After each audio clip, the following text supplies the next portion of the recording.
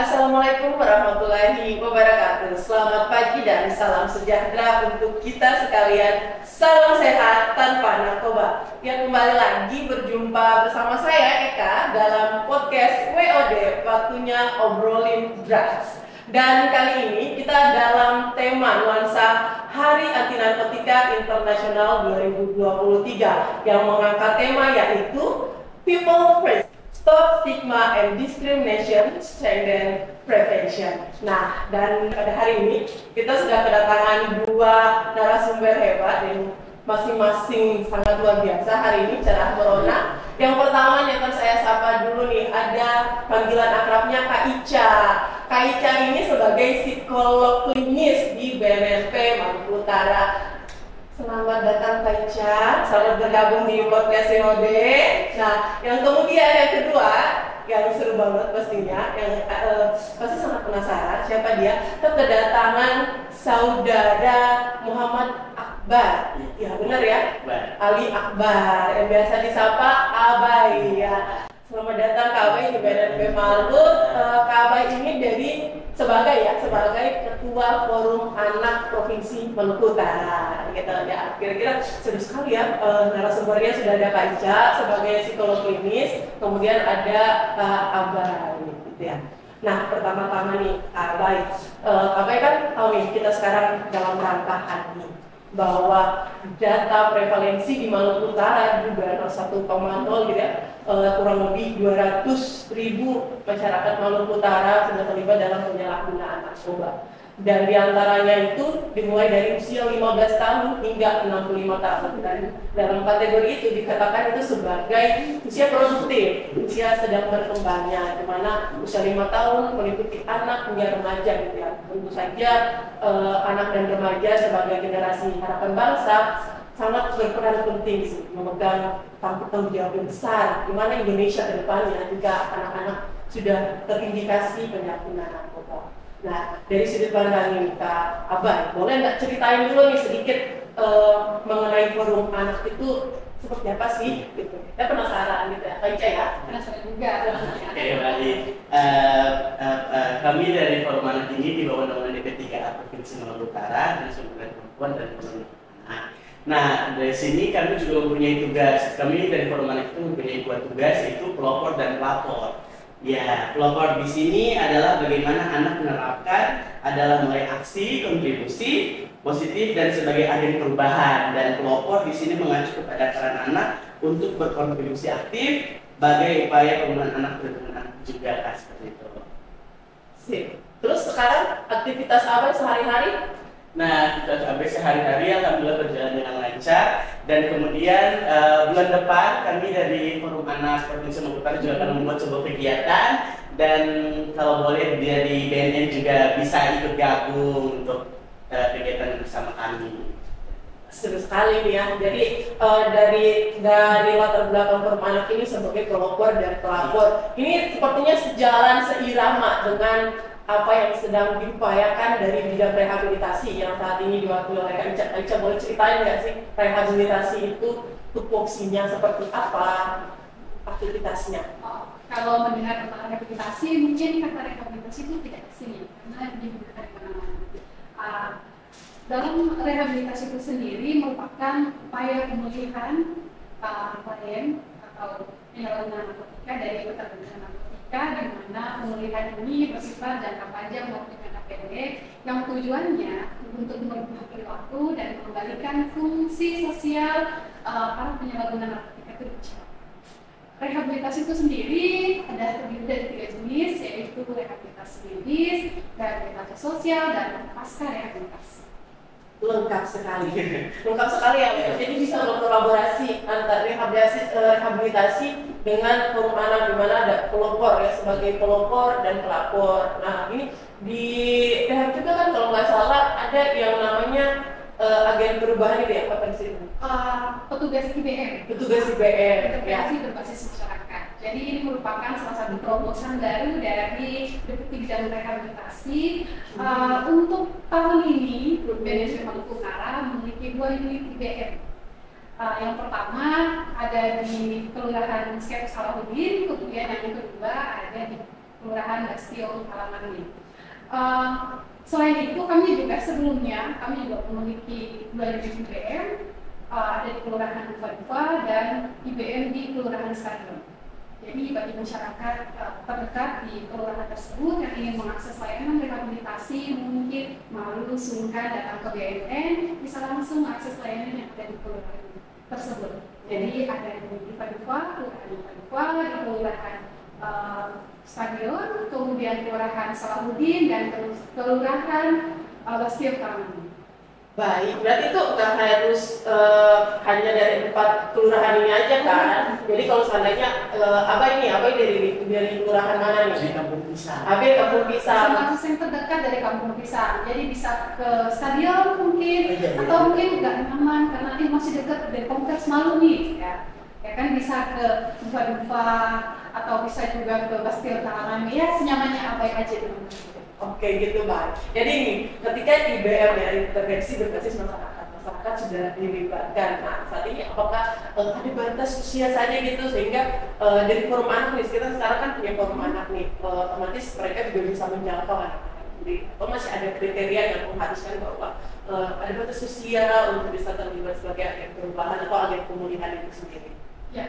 Untuk batas usia untuk agen sendiri memang tidak ada penentuan batas usianya. Cuman sejauh ini petugas agen pemulihan yang sudah dibentuk sebelumnya itu ada yang berusia memang masih remaja, mahasiswa ya terutama, karena ada memang program-program IBM ini yang melibatkan pelajar, bukan hanya mahasiswa ya tentunya, ada juga dari anak yang masih sekolah, jadi apa yang bisa terlibat langsung dan teman-teman atau rekan-rekannya untuk mau bergabung dalam menjadi bagian dalam program intervensi berbasis masyarakat.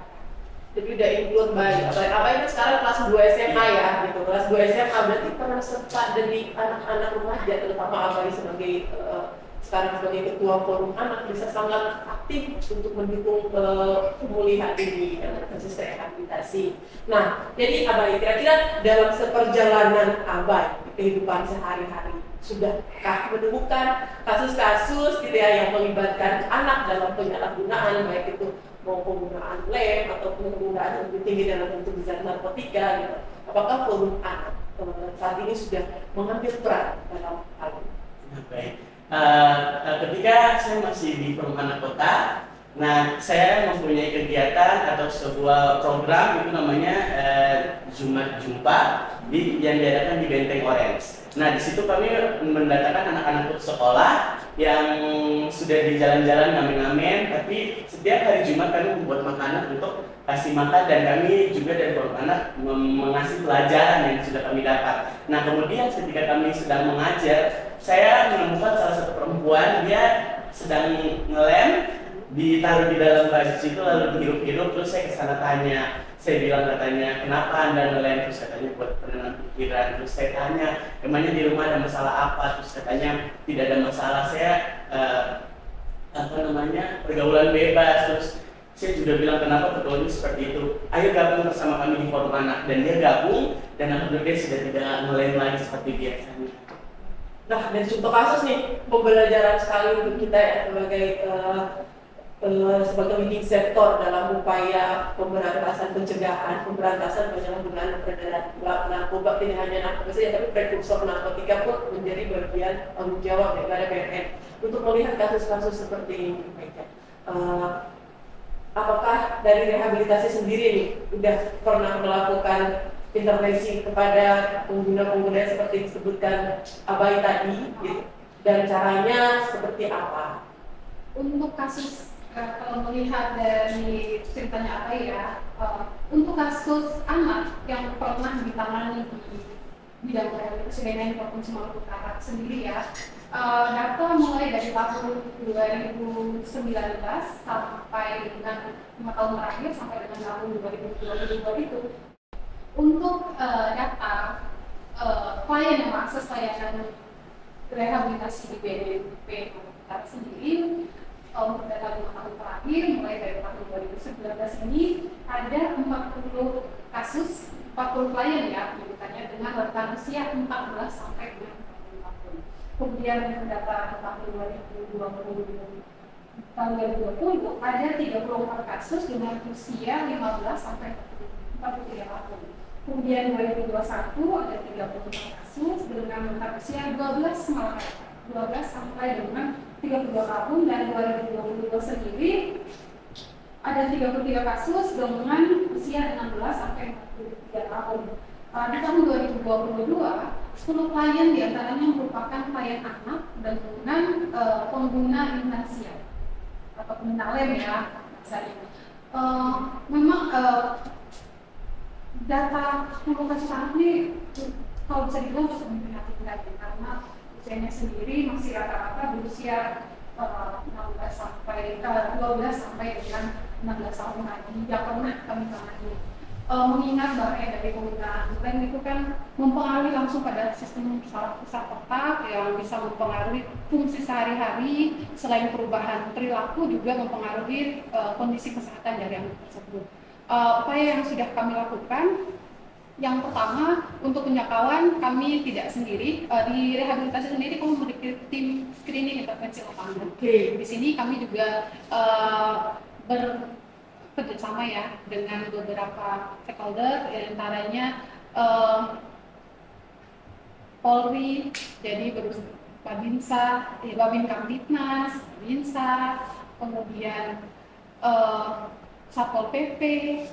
Jadi biasanya klien-klien yang didapatkan berdasarkan hasil razia itu kemudian dikirim ke BNN. Setelah itu kami melakukan menjalankan program kami, melakukan screening untuk mengetahui faktor risiko dari penggunaan. Setelah dari screening kemudian diketahui nih kira-kira si anak tersebut masuk dalam penggunaan tingkat apa, beratkah, ringankah, kemudian atau sedang. Biasanya kalau untuk penggunaan ringan memang langsung diberikan intervensi singkat, diberikan sosialisasi. Kemudian untuk klien yang penggunaannya sedang sampai berat, kemudian akan dirujuk ke klinik. Setelah itu dilakukan program lebih lanjut.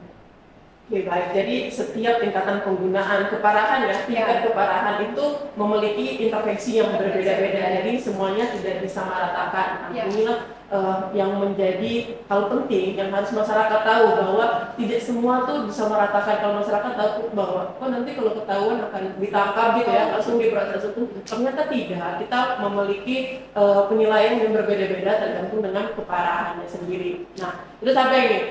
Biasa dari kami dari P2M ya, selain rehabilitasi juga kita punya P2M, pencegahan dan pemberdayaan masyarakat. Nah, kita cenderung untuk memberikan sosialisasi, advokasi berupa informasi-informasi tidak hanya kepada masyarakat umum gitu ya, tetapi kepada adik-adik yang masih dalam usia sekolah ya, usia produktif sekolah. Itu kami memberikan informasi edukasi bahwa ada program-program ini yang bisa kalian ikuti, kemudian ada penggiat, ada workshop yang bisa kita lakukan bersama, supaya ada aktivitas yang dilakukan anak-anak yang bisa dikatakan putus sekolah juga. Ada sebagian besar seperti Abai ceritakan tadi bahwa di Benteng Orange itu kan yang ditemukan mungkin ada yang sudah putus sekolah, ada yang sudah putus sekolah. Nah, dari situ dari P2M juga ada pelatihan soft skill-nya, sampai sekarang masih terus kita lanjutkan.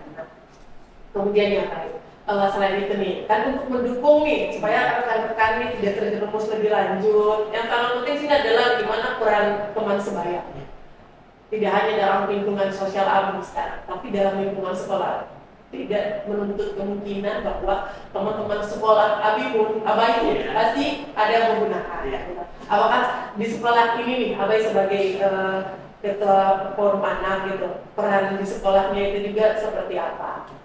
Kalau peran AB di sekolah sih, AB lebih mengingatkan saja, soalnya AB tidak akan skill sekolahnya apa, tapi ada beberapa sekolah yang gurunya itu mengajarkan anak-anak muridnya itu minum keras sama isap rokok. Nah, ada juga terjadi di beberapa sekolah, dan Abai kasih tahu di Dinas Permainan Kota untuk agar segera tindak lanjut, tapi belum ada tindakan sama sekali saat ini. Dan guru ini juga mainnya sama siswa-siswa, tapi tidak mainnya sama guru. Jadi siswa ini jarang lapor ke guru-guru pihak sekolah. Dan kalau siswa ini lapor di pihak sekolah, maka nilainya akan diturunkan.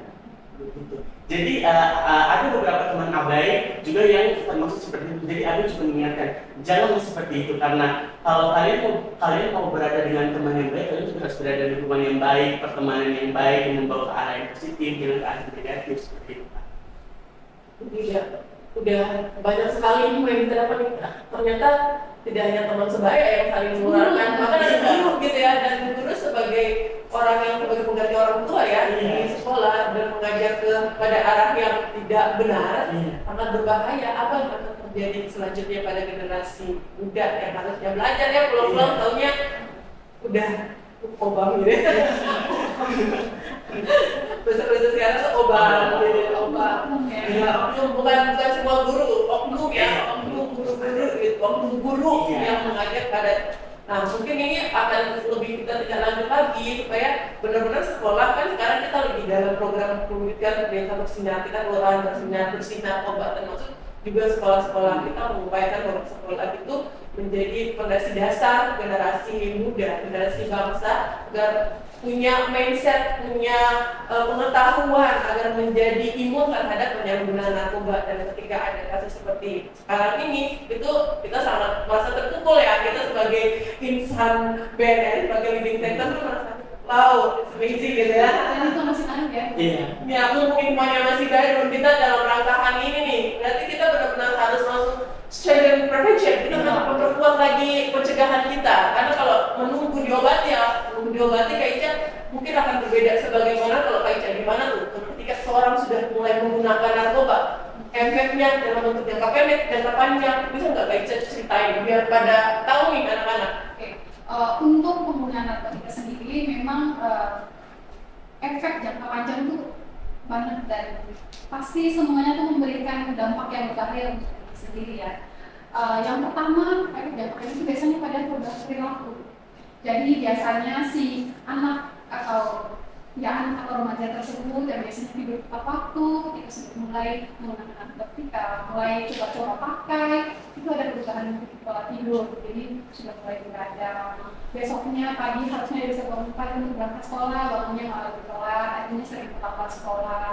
Kemudian sering keluar malam, keduanya menghabiskan waktunya di luar rumah daripada di dalam rumah. Waktu belajarnya juga sudah tidak dimanfaatkan dengan baik.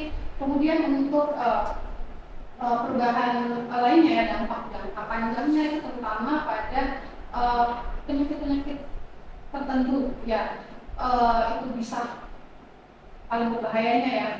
Itu banyak tuh klien-klien yang usianya masih anak-anak, bahkan sekarang sudah didiagnosa memiliki gangguan kejiwaan, tahap skizofren. Kemudian ada juga yang penyakit paru-paru ya kan, dari konsumsi lem tadi, kemudian ya banyak ya tentu terutama, tapi yang paling mempengaruhi untuk si anak itu biasanya rata-rata sekolahnya. Jadi ada yang sampai putus sekolah karena lebih banyak menghabiskan waktunya untuk lebih main bersama teman-teman daripada fokus pada pendidikan. Dan konteks mainnya tuh bukan main-main yang positif ya. Konteks mainnya ini udah konteks main ke arah yang negatif. Nah, satu lagi kayaknya orang yang sudah menggunakan narkoba, apakah dia bisa berpotensi untuk sembuh? Bahasa kami itu pulih ya, pulih produktif. Jadi mengingat narkotika itu, kenapa itu sangat berbahaya? Karena penyakitnya bersifat kekambuhan. Jadi potensi kambuh itu bisa kapan saja. Jadi itu kenapa narkotika itu sangat berbahaya untuk dikonsumsi, karena sekali pakai itu bisa terjadi terus pakai. Bukan berarti kalau penggunaan lain dan bukan penggunaan jenis narkotika lainnya itu bahwa potensi dia untuk sembuh gitu ya. Saya kan orang pada awal pada bilang sembuh nih. Ternyata kalau udah menggunakan narkotika tuh potensi sembuhnya tuh nggak ada. Yang ada adalah pulih. Dan dia kan terus gitu ya. Terus bisa kambuh kapan aja. Nah, berarti secara tidak langsung tidak ada perbedaan bahwa kalau menggunakan lem bahwa masih penting pakai lem daripada pakai zat yang lain gitu kan? Atau gimana tuh gitu? Atau kalau potensi lemnya tuh udah kok gitu? Tidak gini. Jadi penggunaan narkotika, penggunaan zat itu seperti naik tangga. Jadi kayak ibaratnya masuk ke sebuah gate atau pintu kemudian naik ke tangga. Jadi biasanya coba-coba pakainya dari lem, kemudian penasaran. lingkungan pertemanan juga udah mulai berbeda ya kan. Biasanya kalau temannya sama pakai rem, lama-lama coba pakai ini apa aja baru ini, misalnya ganja nih, coba lagi pakai Kayaknya jadi apa ya kan, udah lem nih, cobain gitu ya. Terus ada kayak gini, oh coba nih, apa lagi baru ini ganja, contoh misalnya coba lagi pakai ganja, rem-rem tadi udah mulai disampaikan mulai ganja lagi, kemudian naik lagi, misalnya penggunaan sabu. Jadi itu kenapa penggunaan zat itu berbahaya, karena dia bisa berpotensi untuk menggunakan zat yang berbeda, yang cara penggunaannya mungkin efeknya itu bisa lebih tinggi. Dan tingkat daya rusaknya sendiri otomatis mempengaruhi ya, karena daya rusaknya bukan hanya mempengaruhi fisik saja, tapi bisa kondisi mental maupun sosial. Jadi itu yang paling berbahaya, sangat berbahaya ya bagi pengguna narkotika. Bagi Rabi, udah pernah jumpa yang parah banget gak sih di lapangan? Belum sih, belum pernah Belum sih. pernah. Dengar aja udah takut banget apalagi jumpa kan. Siapa tahu nih nanti kalau jumpa gitu ya, udah punya sharing informasi sekarang gitu. Jadi ketika Abai menemukan teman yang menggunakan, Abai udah bisa melakukan pendekatan teman sebaya. Karena kan teman sebaya menjadi salah satu tempat yang paling enak untuk ngobrol saya gitu. Abai udah dekat dengan dia dan ada menemukan gejala-gejala penyalahgunaan. Abai sudah bisa terlebih dahulu mengambil langkah awal. Karena langkah awal apa? Ya bisa aja Abai ngontak Kaica gitu kan, gitu. Kak Eka, ngelaporin, bukan artinya dia akan mendapat sanksi hukum gitu ya, enggak. Tapi kita dalam konteks bahwa mengajak dia ke arah pemulihan lebih baik lagi. Nah, untuk Abai sendiri nih di Hari Anti Narkotika Internasional ini, harapan Abai ke depannya untuk generasi bangsa khususnya di anak-anak di Maluku Utara. Harapan Abai pertamanya yaitu jauhilah narkoba ya, itu paling utama karena narkoba itu musuh kita semua, musuh rakyat juga seperti lagu BNN itu kan. Ini dikit dong, gimana? Bisa nggak? Boleh, bisa. Dicoba gitu ya, remaja. Kalau biasanya itu dicoba nih, kalau udah pakai narkoba tuh ya, biasanya daya ingatnya menurun, pengucapan kata-katanya ya. Nah, terakhir nih untuk Kaica, harapan Kaica sendiri dari segi rehabilitasi sebagai bagian yang menangani sudah terlibat ya anak-anak yang sudah terlanjur menyalahgunakan narkoba dan harus rehab, otomatis kan kalau pasar kesehatan lebih baik mencegah daripada mengobati. Kaica sudah dalam posisi mengobati anak-anak seperti itu ya. Harapannya ke depan. Harapannya ke depan yang pertama memberikan informasi lagi ya. Jadi masih banyak orang-orang yang takut mengakses layanan di klinik pertama BNP Maluku Utara atau layanan rehabilitasi lainnya milik BNN karena takut akan stigma tadi, penilaian masyarakat terhadap mereka, kemudian takut akan adanya sanksi hukum dan lain sebagainya. Di sini saya ingin memberikan informasi bahwa segala bentuk layanan rehabilitasi di BNN Maluku Utara selain bersifat gratis, kerahasiaan identitasnya itu dijamin. Kemudian tidak diberikan sanksi hukum bagi yang melapor diri secara sukarela. Kemudian selain itu dalam proses pemulihan rehabilitasi kita juga tidak bisa bekerja sendiri, membutuhkan dukungan dari banyak pihak, dari stakeholder, baik itu pemerintah maupun lembaga pendidikan, swasta atau kemudian media tentunya dalam memberikan berbagai informasi. Kemudian selain itu yang paling utama yang sering terlupakan yaitu dukungan dari keluarga atau orang tua itu sendiri, karena beberapa klien yang akses layanan di kami itu dukungan atau support dari orang tuanya itu kurang, akhirnya itu mempengaruhi pada faktor pemulihannya dia. Itu bagaimana ketika dia mengakses layanan yang butuhkan adalah rasa aman di dalam keluarga tidak terpenuhi, maka otomatis proses pemulihannya itu juga akan mengalami hambatan. Dan itu kenapa penting bagi bapak ibu di luar sana yang memiliki anak sebagai penyalahguna narkotika, tolong sedikit memberikan perhatian, kepedulian dan kasih sayang kepada anak, membantu dalam proses pemulihan anak tersebut. Luar biasa sekali ya. Jadi berarti tidak hanya BNN saja yang memiliki tugas penting, tapi keluarga sebagai benteng utama di rumah untuk membantu menjaga anak-anaknya dari penyalahgunaan narkoba. Nah baik, jadi untuk menyelaraskan tema internasional kita itu People First, Stop Stigma and Discrimination, Schengen Prevention, Ya, BNRI sendiri kita memiliki akselerasi gitu. Ya, antaranya melalui pendekatan soft power approach. Dalam hal ini kita melakukan edukasi informasi kepada masyarakat tentang bahaya narkoba. Selain itu juga kita ada melalui hard power approach. Hard power approach ini artinya BNN sendiri mengambil tindakan tegas terhadap para pengedar, para bandar. Jadi hard power approach itu lebih kepada penindakan secara hukum, akan lebih tinggi lagi maksudnya. Kemudian ada yang namanya smart power approach. Kita memanfaatkan teknologi saat ini, di mana kita lihat perkembangan kasus bahwa penyalahgunaan zat, peredaran zat itu tidak hanya melalui secara konvensional saja, tetapi memanfaatkan teknologi-teknologi. Maka dari itu kita mengembangkan, kita melakukan pendekatan-pendekatan yang lebih maju lagi agar bisa selangkah di depan para pengedar gitu ya. Nah, yang terakhir adalah cooperation, di mana cooperation collaboration. Kita harus adanya kerjasama, kita harus saling bergandengan tangan gitu, karena BNN sendiri tanpa rakyat gitu ya, kita tidak akan bisa apa-apa gitu ya. BNN sendiri mati-matian, tetapi masyarakat memilih jalannya sendiri, otomatis apa yang kita cita-citakan menjadi Indonesia yang bersih narkoba akan sulit untuk terwujud.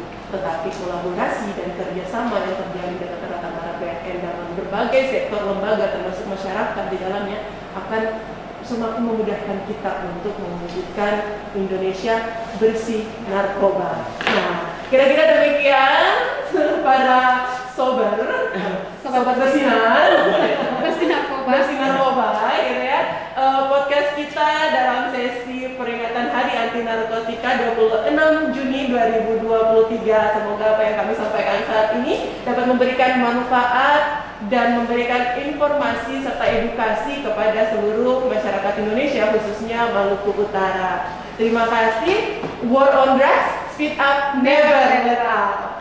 Wassalamualaikum warahmatullahi wabarakatuh.